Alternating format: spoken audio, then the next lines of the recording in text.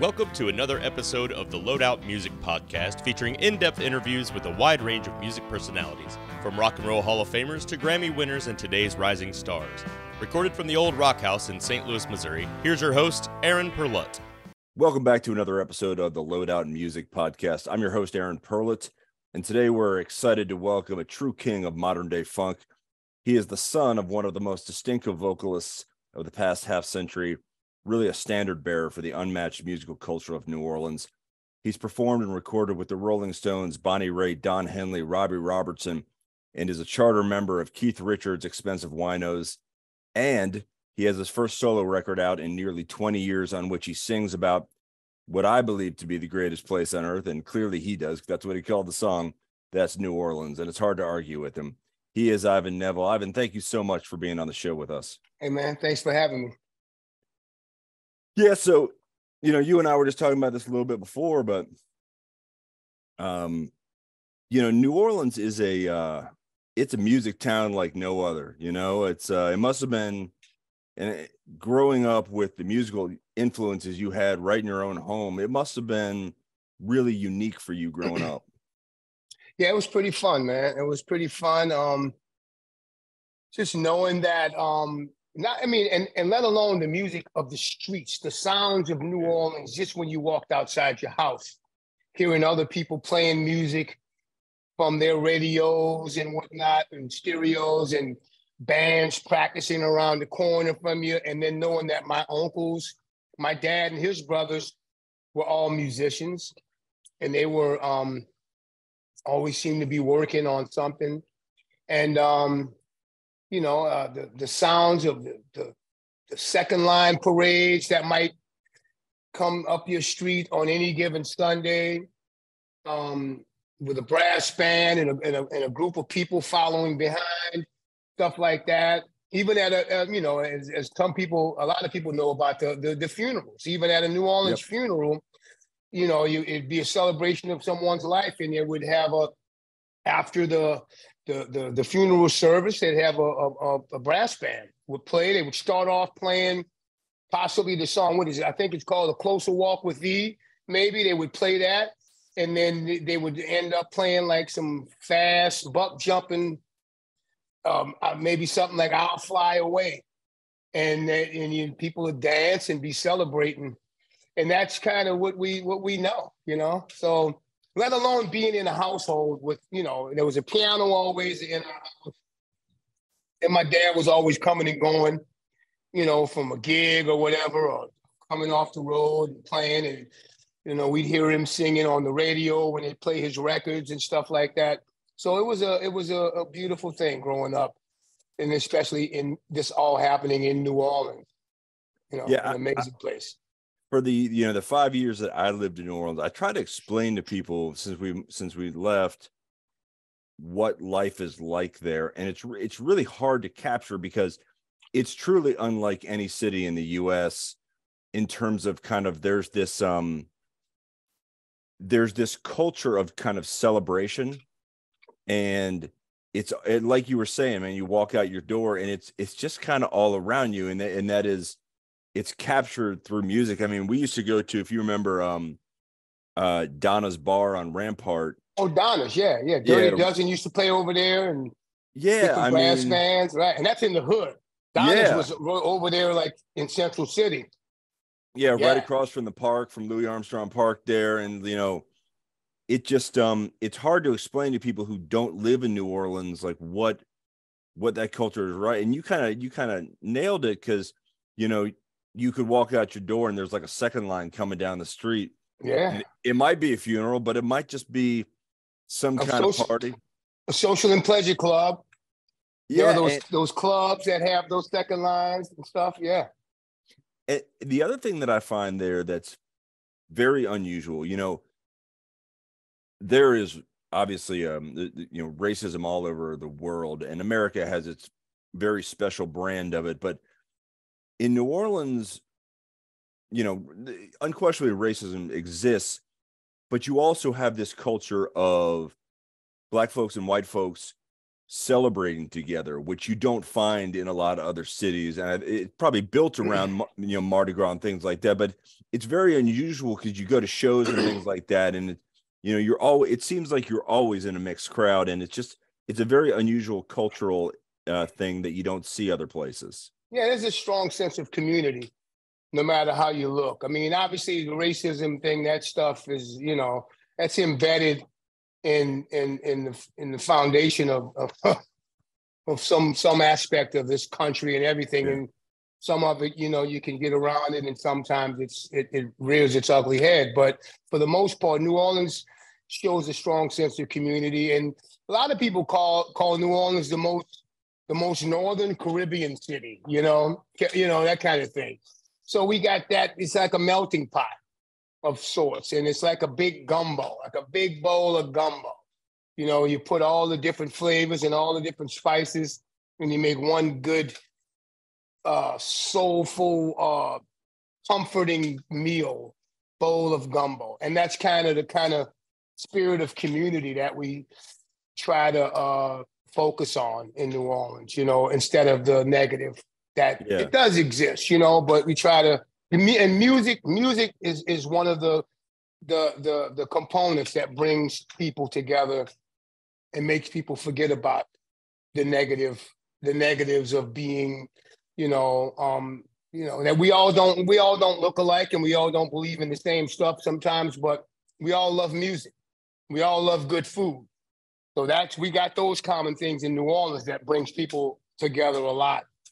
Whereas in other places you don't have that common bond.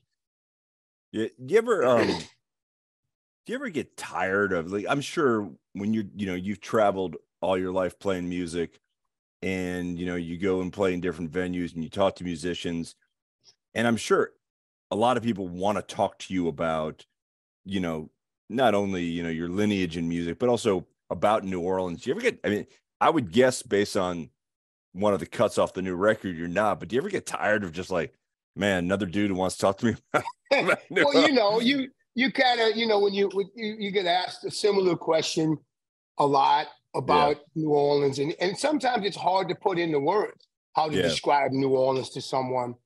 And then there's times when it just comes right out, and you can give someone a perfect description to the best of your ability of what New Orleans means. I mean, the easiest way for me to really describe New Orleans is about food, and the music and the food kind of flow together, and then it's just like I talked about gumbo. The signature New Orleans dish is gumbo, and you just put everything in a pot and all these different flavors, and it creates this comforting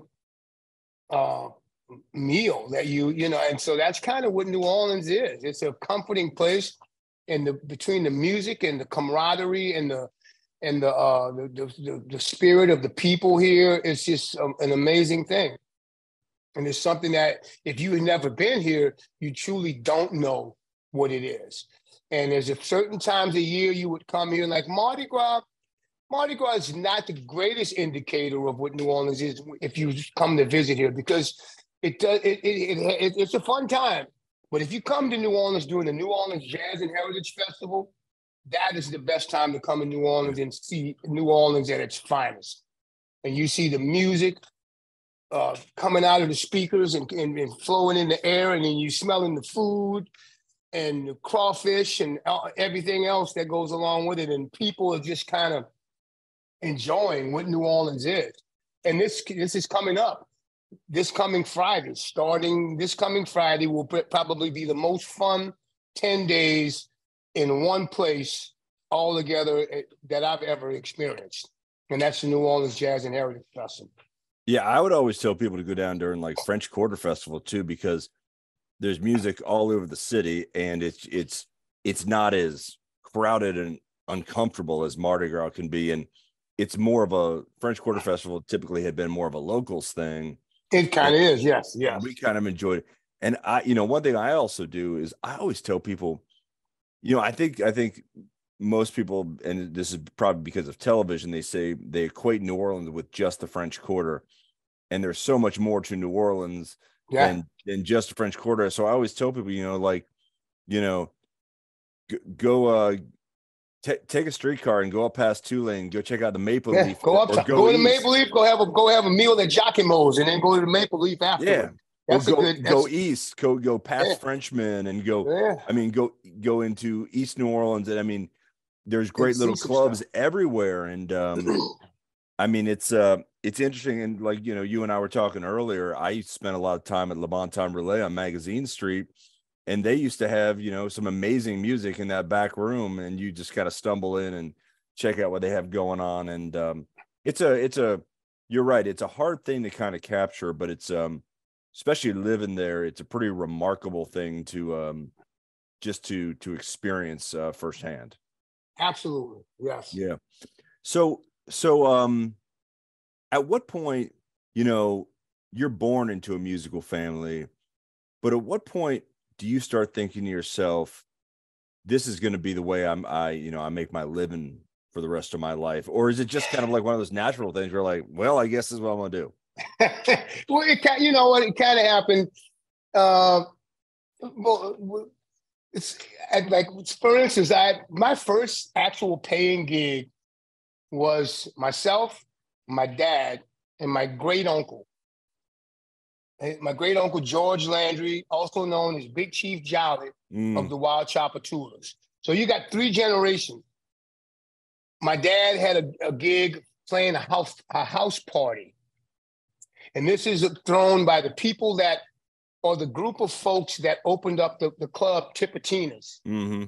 And they're known as the Fabulous 14. There's 14 of them that I guess they put together, and they opened up this club called Tipitinas. The bar was formerly known as the 501 Club. Hence, its address was 501 Napoleon, on the corner of Napoleon and Chapatulas. And that would become home to, it become one of the most iconic venues ever in New Orleans. And it started out as a place for Professor Longhair to play some shows, and the Nevilles, and the Meters, and everybody else. But my first paying gig was this group of people before they opened Tipitinas, and probably after they opened Tipitinas, they may still have these house parties. They had house parties in a basement, in a house on Carrollton Avenue, and they hired my dad to do some music for this party. And my dad brought along myself and my great uncle, George Big Chief Jolly, to perform with him. And we were the group. We played alongside each other and accompanied one another. And then we did a few things on our own. And that was at this party. Lots of weed smoke going on. At the time, I was maybe 18 years old, perhaps. What a party it was. And then at the end of the night, my dad handed me $100 bill. So I'm like, oh, wow. You're hooked? That's my first paying gig. Yeah. I'm like, oh, I could do this. And soon thereafter, when my dad, they formed the Neville Brothers, and I had my own group that I was playing around town, but I started playing with the brothers, and then I started getting the weekly check from the Neville Brothers, which was pretty nice back then. And it was something else. I was like, this is what I want to do. And then, aside from that, I remember my first performance at my high school that I was going to, and I heard hearing the girls screaming and stuff like that, and all the respect I got from everybody else at the school, all the thugs and all the jocks, everybody, oh, I've been playing the piano, man, blah, blah. I was a cool guy. So I was like, you know what, this musician thing, this looks like this is the path for me. So I pretty much decided that, yeah. I got to take a quick sidestep here because you touched on something that I would love for you to explain for people who have never experienced it. You talked about your great uncle. Explain kind of the Mardi Gras Indians and that kind of performance art that it really is, because I think a lot of people, the only thing you can equate it to, especially for folks who live maybe up in the Northeast, would be like mummers. But if you could explain what that is all about for folks, I've always just, it's one of those things you just got to see to understand. The Mardi Gras Indian thing, man. So basically, from what I know about it, and I've heard stories about its origins, and I'm not particularly sure about it, except from what I heard. And I know that back in the days, I'm talking way back, I think there was some interactions like a long time ago between slaves and Native Americans, and they converged at a place known as Congo Square, which is where Louis Armstrong Park is. So that was kind of the beginning of the influence to African Americans from Native Americans and the interactions. And that's where I heard, that's where the connection was made initially. So then over the years, when they would have Mardi Gras was celebrated. Mardi Gras was mostly for white people. So the way that a Black person mostly participated in their own version of Mardi Gras, they made up their own thing and they started masking as Indians. And they're known as Carnival Indian, Mardi Gras Indians. And these are a lot, from what I remember, they were working class people, black men that maybe had a job as a mailman or a construction worker or whatever, would spend their money on the things, the fixings and the things that you needed to create an Indian costume, whether it be the plumes they would send off for, the fine beaded patches that they would make with rhinestones and stuff like that. They would spend the year round creating these beautiful costumes, which they would eventually wear on Mardi Gras morning. And that Mardi Gras morning, they would transform into a member and of their tribe and whatnot, and they would that was their part in doing the Mardi Gras thing. That was their own version of Mardi Gras, and this has gone on for many years. I don't know when exactly they started doing it, but I know from my experience, I saw my great uncle Jolly. He was the first Mardi Gras Indian that I knew personally. And I'm like, oh, Uncle Jolly's he's an Indian. He's a Mardi Gras Indian. And I remember the first time I saw him in his costume. And I don't know what tribe he marched with before he started his own tribe, the Wild Chapatulas.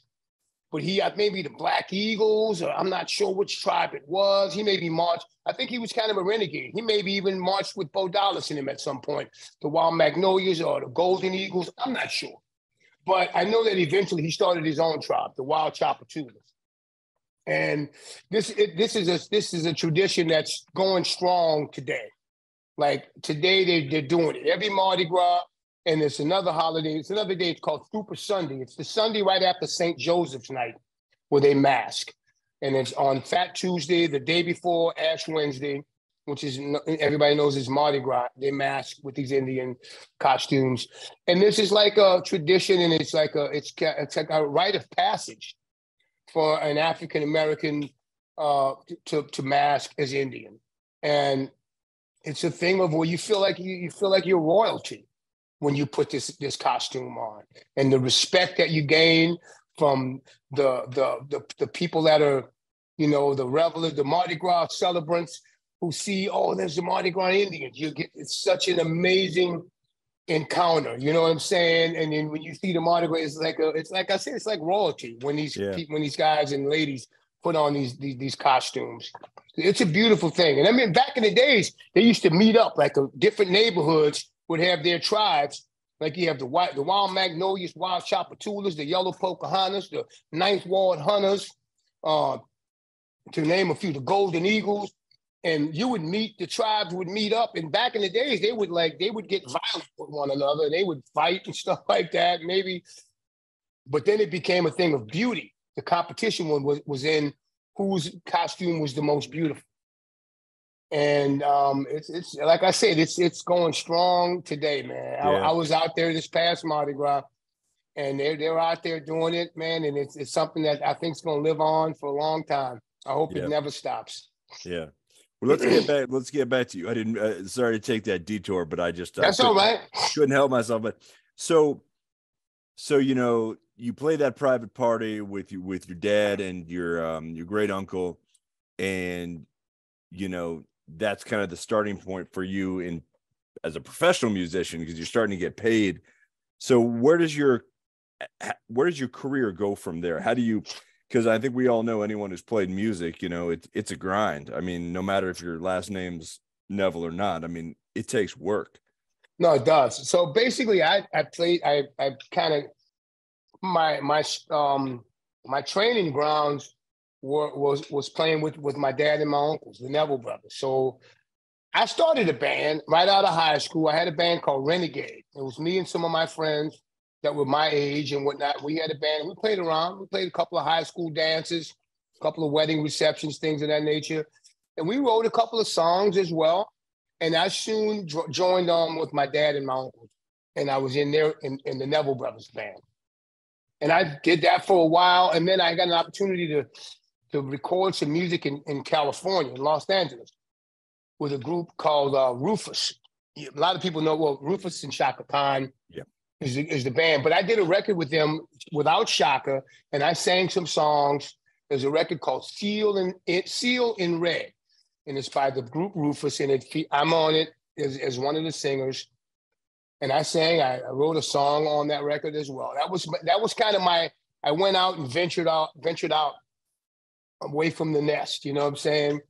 And I went out to California and did that. I ended up coming back home for a while and playing with the brothers for a while longer. And eventually I left. I left and went to California because I was a budding songwriter. I wanted to start writing songs and develop my own path somehow.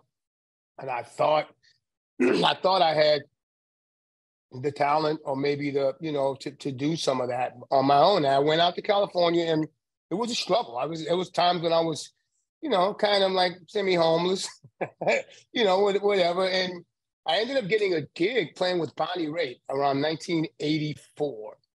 And I played with her for like maybe 3 or so years. And I started, while I was playing with her, I had access to a recording studio that me and some friends had. And I started writing a lot of songs. And I ended up doing a record, my own record, in 87, which came out in 1988.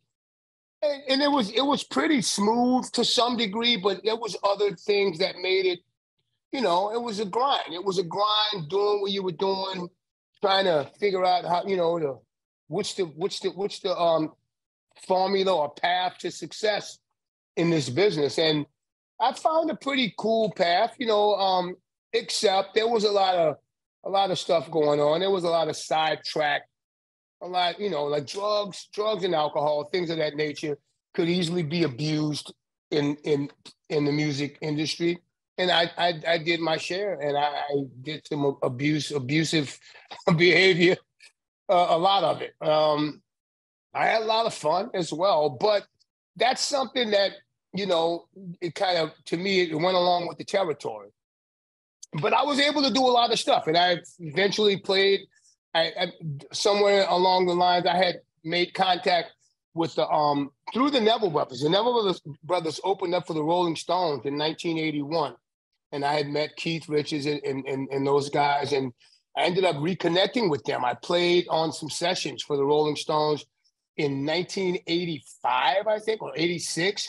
They did a record called Dirty Work, and I played, which, by the way, is my favorite musical credit on any record. I played bass on a song on a Rolling Stones record. And then I eventually started working on my own record. I left Bonnie's band, and then Keith Richards, I got a call from Keith that he was putting together some stuff, and I ended up playing on his first solo record called Talk Is Cheap. Yep. I played on that record, and then we toured for that record. I had a record out as well at the same time, If My Ancestors Could See Me Now. Yeah, and that came out in 88, right? 88. Yeah. And I was playing with Keith. I ended up opening up some shows for Keith. I ended up opening up shows and then playing with Keith. So that was a fun experience. Must have been exhausting too. Oh, it was absolutely exhausting. So what I did have some help with some mind-altering things that I was doing during those times. Well, especially with Keith Richards. I mean, I was doing that no matter who I was with. But yeah. But then, there was definitely some some added attraction to that in that camp, you know. But yeah, I did. But at a certain point, I was still doing stuff, and I was still like playing lots of shows with you know, nurturing my own thing as well. And then I ended up kind of in a dark little zone at some point where the music started getting a little bit less important to me, and my abuse of substances and alcohol kind of took a front. They kind of came to the front burner to some degree. Now, what point was this? Because I know you put out the record Thanks in 94, and then you put out Saturday Morning Music in 02. Was that during that time, or was that following that? During the Thanks record? Yeah. Was a kind of a dark era for me to some degree. Yeah. And I had reason to be really thankful about a lot of things, and it was bright spots in my life. I had a daughter that was born in 1990, but I was pretty in a dark place during those 94. I ended up changing my life in 98. Yeah. And I stopped all that other stuff. So, you know, I think some people might look at it from the outside looking in, and they haven't walked in their shoes, and are like, you know, what the hell does that guy have to have going on that he should be in a dark space about? He has lived a charmed life. But what was it that was sending you down that path? I was overindulging in alcohol and drugs, and that was kind of taking a precedent in my life. It was kind of more important than other things like music, family, things of that nature. So that can happen. And I basically, you know, I spiraled. I kind of spiraled downward. And then by the time I started playing with a band called the Spin Doctors, Keith had gone back to playing with the Stones. The Saturday the Stanks record, I did a little bit of stuff with that. I toured a little bit with that, and then I started playing with the Spin Doctors, and that was like my bread and butter gig for a few years. And then some people might not remember how big the Spin Doctors were in they were huge. They had mid 90s, 94, 95. They were huge. Yeah, a couple of huge hits, and they were everywhere. Two Princes, Little Miss Can't Be Wrong, all that stuff. They were great guys, and so they enlisted me to play keyboards with them for a while, and I played with them up through the time when I cleaned up. I got sober in 1998, and I was still playing with the Spin Doctors at that point. I think I continued for another year or so. And then eventually, early 2000s, I recorded the record, which Saturday Morning Music, which became known as, I re-released that record it was called Scrape. Yep. It's the same record. And I re-released it in 2004. Hence, that's why a lot of people look at this Touch My Soul record that just came out this past Friday as almost 20 years since my last record. Because that's a good segue. You know, you must be in broadcasting and have a deep voice. But, you know, let's talk about this record because, you know, one, you haven't done, I mean, you've been working, you just haven't done anything necessarily, you know, under your own moniker for the last, you know, 2 decades or so. Yeah. Why now? What's It's a good question. I guess the immediate answer is why not? Yeah, I mean, No, there's a method to it. You know, method to this madness of not doing a solo record in that long a period of time. Basically, when I started a band called Dumpster Funk in 2003, and that was basically based on, I got an opportunity to play an Ivan Neville show at the Jazz and Heritage Festival in 2003, and I decided that I wanted a band instead of me doing a solo gig.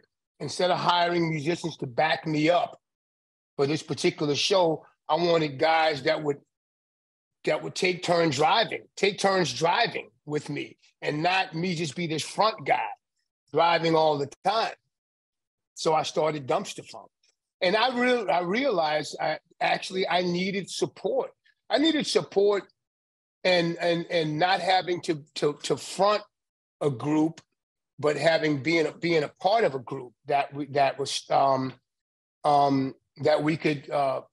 I didn't realize that we would be together this long of a period of time, but we've been grinding it out ever since then. And I needed support in my change style, how I changed the style of my life. I needed some support. And do you feel like maybe some of this came from, I mean, I don't want to overstate it, but it's kind of like being Michael Jordan's kids when he had twin boys, Jeffrey, and I forget the other son. Do you feel like you had so much pressure on you for a while, and that might be one of the, so when you talk about needing support, you know, I can certainly relate to, like, I play music, I play in a band, I have zero interest in playing under my own name. I'd rather just play under the band's name. And it's for similar reasons. I like having it be a band and not just me, but having the Neville name gives you, I would imagine, a lot of pressure. Do you feel like that support kind of helped you with some of that pressure? I would say maybe unbeknownst to me, like maybe it wasn't a conscious decision that was the catalyst of having the pressure of being Ivan Neville, but maybe it did. But I think more so than just that, it was how my lifestyle had changed, and I was still adjusting. To being a sober guy, being in the music industry after having been in that industry for maybe 20 years, almost at that point, and having had been living a certain way, and having had changed my life, maybe I needed support emotionally to figure out how to navigate life in the growth process of being in this music industry and being sober and all of that stuff. And it wasn't like I surrounded myself with a bunch of sober people, because I didn't. I mean, I did on the outside of my group. I had a strong support system, but my band was just friends, guys I knew, people I wanted to play music with. And we just started that group. And on stage, I felt like I didn't have to carry the weight all the time. I had help. I had other guys that could sing as good as I could. And we would take turns being the lead guy, or we would all lead when necessary. And I think it was more of that. I never really felt the Neville name pressure more than I felt just as an artist in particular. I just wanted support. Do you feel like, you know, this past 20 years or so, that time has allowed you to kind of come to grips with the new you, the alterations you made in your life, and like you feel like comfortable in your skin? Is that why, like, I mean, is that where we are now? You hit it on the nail. That is exactly it. And it wasn't like it was some grand plan of mine. I had no idea. I was just figuring out, navigating through life and learning one thing here and there and making mistakes again and figuring out what to do and how to navigate through life. And that's basically it. Because here I am now. A lot of the songs on my latest record reflect some of the growth. Some of that growth about being comfortable in my own skin. And that's where I'm at now. And I'm still a work in progress. And I've been sober for like coming up on 25 years. And it's just learning how to live life and accept what life is, good, bad, or indifferent, you know? That sometimes you're going to be up, sometimes you're going to be down, and sometimes you're going to be kind of in between, but figuring out how to not make the up so high and the down so low, and just kind of finding that sweet spot where you can enjoy the moments that you pass along the way, and being able to figure out how to dig yourself and how to eventually love yourself, and that enables you to love those around you a little bit more. You know, and in a more real sense, and how to appreciate life a little bit more. So all of that, yeah. Yeah, I know that, in my own, I've been sober 4.5 years, and I'd say like in my songwriting, probably the last three years have been very different from what it was before that, in that it's more reflective on what my life was like before I got sober, Yeah. and looking back on those experiences, whether I'm making fun of those experiences or just trying to kind of pick apart the behaviors or the experiences that maybe had driven my alcoholism, and Right. driven the behaviors, and trying to figure out maybe what through songwriting, like what it was that fucked me up so bad. Right, right. No, I definitely relate. Hey, can I Yeah. grab some water real quick? Yeah. Let me grab some water. Right. So let's talk about the new record. I mentioned the song that I enjoyed most because it's really talking about the best city on the planet. But talk to me about, it's 10 songs, what you were trying to kind of get across in this record. It kind of occurred to me in spurts, and it wasn't like I had a central message that I was trying to express, but it just kind of came in spurts. Like I say, in some songs, most of them are very reflective, and they're reflective on where I've kind of been navigating towards over the last several years up to this point, and what I've been learning. And it's like I've been figuring out, like being comfortable in my own skin is a big deal. And I know I know a lot of people that struggle with that. And that's sometimes reason to stray and to go to other sources for comfort. And I've been learning, about thinking of others. What puts me in a better frame of mind is when I'm thinking of what I can do to be of help, not what I want and what I need. When I wake up in the morning, sometimes, if I'm living up here in this brain of mine, I'm thinking sometimes it's like impending doom.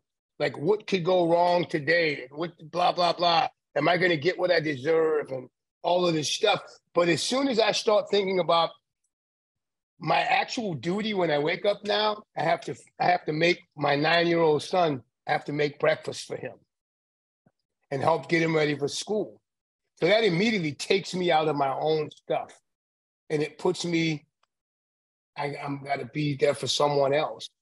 And that's where I need to be. That's where I'm most comfortable, when I'm thinking of how can I be of help? What can I do to make my surroundings better and maybe even inspire those around me? And that, along with the idea of remaining teachable and the lessons that I'm learning on a daily basis, a lot of that was reflected in a lot of the songs.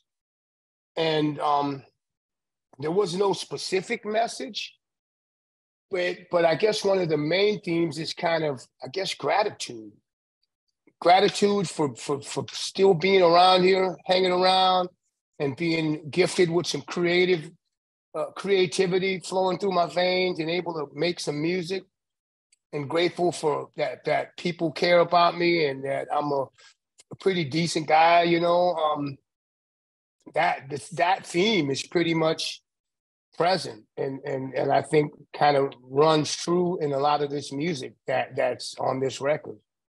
Yeah, and it's reflected in some of the songs, like whether like, Touch My Soul or Stand for Something or Beautiful Tears. I mean, you really get the sense that that you're just kind of looking deep inside your soul, and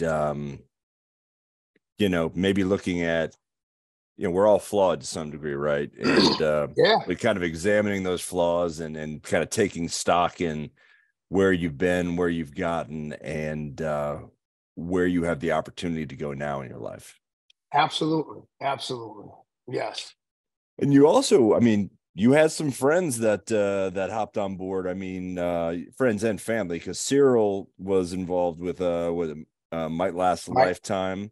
Yeah. And then you had you mentioned, your time spent playing with Bonnie Raitt, but she was on this record. Your father was on this record. Michael McDonald was on this record. You're wearing a Trombone Shorty shirt. Yeah. He was on Yeah. the Oh, record. yeah. David Shaw. I mean, so you had some real interesting folks that played with you on this album. Yeah. Now, when you in the process of doing of making some music and stuff like that, well, especially that song, that the Hey All Together song, it was initially, that was the first song I wrote for this whole project, and it was a standalone song before I even was going to make an entire album. I just got inspired to write this one song, and the sense of community that I wanted to portray in this song and the expression, it called for some help and for some other, especially recognizable voices that I happen to have when I had friends like my friend Bonnie Raitt and Michael McDonald and my dad, Aaron Neville, the distinctive voices, and then David Shaw from the Revivalists and Trombone Shorty. And then I got Teresa Anderson to play some violin, and my friend Eric Benny Bloom playing a little trumpet. And it just, that kind of was a really, I don't know, it's a culmination of the exact spirit I was trying to bring to that song, the sense of community that I wanted to express about acknowledging your neighbor. Say, hey, how you doing? Hey, ma'am. You know how they do in New Orleans. You're walking down the street and somebody you don't even know might say, hey, how you doing? Hey, and that's, they don't do that everywhere. And I was trying to express that. And then throughout the record, I got my Uncle Cyril to sing on the song Might Last a Lifetime. And when I was completing that song, and I was listening to the vamp, and I'm like, I need my Uncle Cyril on this. I think he would be the one person that would put some little icing on the cake. And he was agreed to sing some stuff on it. And there's a song called Dance Music Love. It's a different type of tune on the record. And I was thinking of some guitar stuff. And I was actually thinking initially, damn, if Stevie Ray Vaughan was alive, I would call Stevie to play on this song. And I called Doyle Bramhall second instead, because he's around and he has lineage and connection to Stevie Ray. And that was perfect. And he put some cool guitar stuff on that song. And I feel pretty good about some of the collaborations that happened here. Yeah, it's a terrific record. So how are you going to support her? Are you going to be out on the road? What's the plan for supporting this album? I'm going to go on the road where